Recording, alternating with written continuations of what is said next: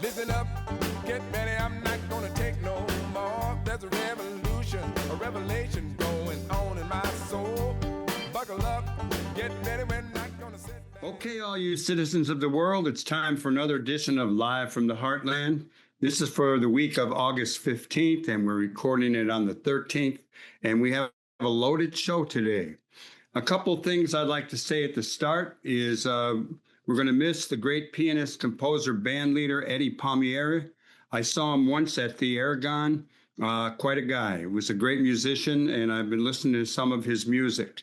Regarding the world, you all, if you're watching PBS, if you're watching Al Jazeera, you're getting some really good glimpses of the horror that's going on in a number of places. Even getting a little bit of a dose of it on PBS is enough to really turn your heart. We've got a lot of work to do, and we can take some solace in knowing that there are a lot of great people out there doing some real good work, trying to save our democracy and make the world a better place.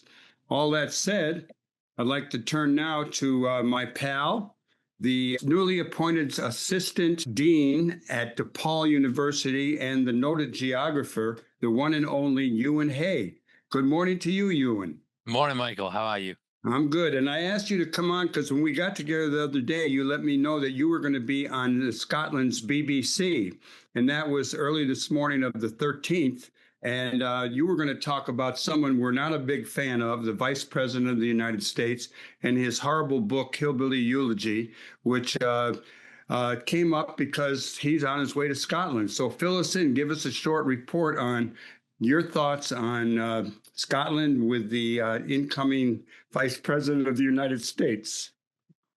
Yeah, so J.D. Vance, like his boss a couple of weeks ago, Donald Trump, is headed to Scotland this week. And in his book, Hillbilly Elegy, he talks a lot about his Scots-Irish descent. And he talks about this as an unchanging ethnic identity that is central to the core of American white working class values.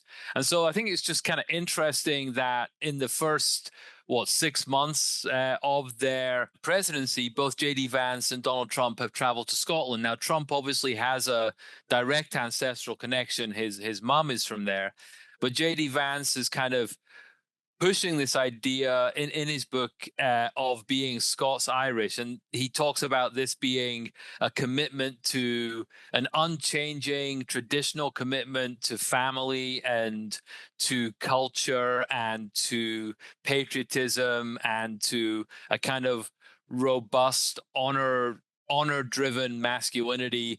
And he's going to Scotland this week I don't know why he's going to Scotland. And from the conversations I had with the media in Scotland, nobody over there seems to know why he's going to Scotland either. But I think it's very interesting that when Trump went to Scotland, he kind of he likes his golf courses and he likes that kind of very kind of rural Scotland, but he doesn't like the modern Scotland impinging on that, which is the windmills and alternative energy. And similarly, with J.D. Vance going to Scotland this week, he's going to a rural retreat, a large manor house in hundreds of acres of open land.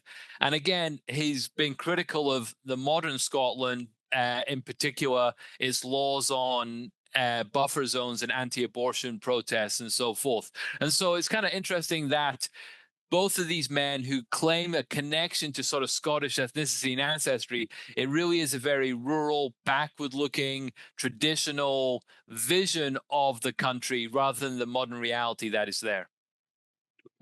Well, that's a good little bit of information about not only that book, but Scotland. How different is Scotland today from when it was than what it was 300 years ago? Yeah, 300 years ago. Well, I think that question answers itself, right? But I think that's the challenge here is quite often in the United States, particularly this idea of Scots-Irish identity, is the idea that that your ethnicity is somehow unchanging, that it is sort of tied to some deep ancestral past, and that modernity is somehow that is not connected to that ethnic identity, and that ethnic identity is somehow the kind of core authenticity of an individual, which is, I think, is to some extent what Trump thinks, to some extent what JD Vance thinks. You go back and you find a kind of ancestor that defines who you are. And so obviously, Scotland is a modern country. It's not bagpipes and kilts. I mean, that is available for purchase, but most people are working their jobs, going to school, just as you'd expect. Well, as a Scotsman yourself, do you ever wear a kilt? My kilt has shrunk recently. I haven't worn it for a few. I haven't worn my kilt for a few years. But we go to if we had in Scotland, you have these things called ceilidhs, which are kind of like dance parties at New Year's Eve or something like that. So I think the most recent time I wore a kilt was at a New Year's Eve ceilidh, probably 4 or 5 years ago. Euan Hague, give us a little short thing about Scotland today and its political direction. Well, the Scotland is politically left of centre, definitely. Both the two biggest political parties are the Scottish National Party and the Labour Party. Keir Starmer, of course, is the UK Prime Minister. Issues of independence and governance are still being discussed. But I think without having the Conservatives in Westminster, that antagonism is a little less than it was maybe 5 years ago. Well, that was good to hear. My wife is sending me notes here about connecting Scotland to Appalachia. You got any wrap on that? Well, that's what JD Vance is really talking about in Hillbilly Elegy, is that the Appalachians and his background in rural Ohio is kind of tied to this Scots-Irish identity. But if you think about it, Appalachia is a huge reason, going from the Georgia right through to Maine, and this idea of having a singular ethnic identity for that entire area of the United States that is somehow unchanging, it is just a very strange conceptualization to me of an ethnic identity. But it's one that Vance promotes in Hillbilly Elegy, and it seems to be one that that resonates with him if he's traveling to Scotland this weekend. Well, I think he's trying to bring back that group's dominance of world politics. Okay, well, thank you very much.